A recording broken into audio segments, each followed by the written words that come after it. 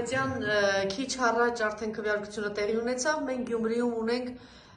նոր քաղաքապետ։ Դա շատ լավ է։ Գյումրիում ընդդիմությունը հաղթեց իշխանությանը։ Նույնը տեղի ունեցավ Պարակյարում։ Ես բոլորին ուզում եմ ասել, այս սահմանադրության քվեարկության ընթացքում կաղագործը նույնիսկ 26 թվականի հերթական ընտրության չհասնի, մենք շուտով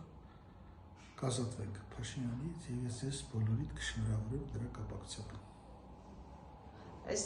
նախերգանքներ, հա, կարելի է այդպես ասել, Գյումրին նախերգանքներ։ Գյումրին, այո։ Ինչ ցույց տվեց Գյումրին, որ հիմա արդեն Իդեպ Երևանում էլ էին հաղթել, ես ուզում եմ Այո, այո։ Երևանում այդ հաղթանակը ընդդիմության ձեռից փախցրեցին Վարդան Ղուկասյանն ու Հայկ Մանուկյանը։ Դե ասեք էտով է դոգ մականունը, թե չքշփոթեն Չէ, Վարդան Ղուկասյանը հա դոգի մասին է խոսքը։ Ինքը եւ Հայկ Մանուկյանը փախցրեցին, փոշիացրեցին։ Հա, իրականում ընդդիմությունը հաղթել էր։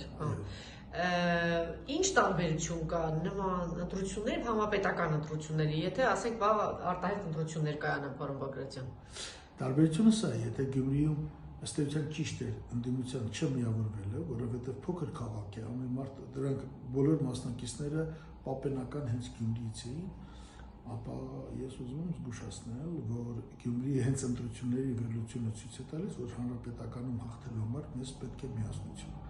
Պետք է հստակ տարանջատել երկու հարց՝ Նիկոլ Փաշինյանի հեռացումը եւ հեռացնելուց հետո իշխանության ձևավորումը։ Եթե այս հարցը Այսինքն մի ճակատով գնա ընտրությունների ընդդիմությունը։ Մի ճակատով։ Ազգային թևը հնարավոր է մեծ, ինչքան հնարավոր է մեծ։ Ինչքան հնարավոր է մեծ։ Այ հաղթելուց հետո կորոշենք իսկ ինչ ենք անում ընդդիմության միջև։ Հասկանում եք, ժամանակավոր է, անժամկետ է եւ այլն։ Սա դասն է, սա Գյումրիի դասն է, սա Փարաքյարի դասն է։